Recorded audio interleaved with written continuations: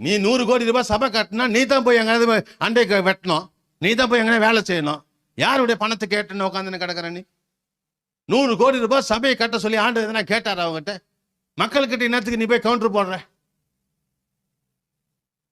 அவன் பணத்தை அவங்ககிட்டே வாங்கிட்டு அவனே பிடிச்சி திட்டிக்கிட்டு கிடக்குற. இந்த லூசு மக்கள் திருந்தாத இருக்கிற வரைக்கும் இப்படிப்பட்ட ஊழியக்காரன் இருக்கதான் செய்வானுங்க. அவன் குடும்பத்துக்கு 5 பைசா கொடுக்க மாட்டேன்றான். ஏசு என்ன சொன்னார்? முதலாவது நீங்க போய் உங்களுக்காகவும் உங்க பிள்ளைகளுக்காகவும் அழுங்கள்.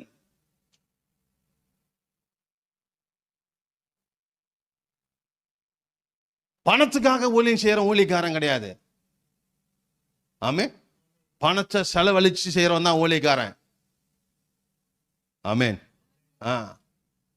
பணத்தை கேட்டுட்டே இருப்பான், அவன்கிட்ட இருக்கவே இருக்காது. நீ அவன் சரியான ஊழியக்காரன் கிடையாது.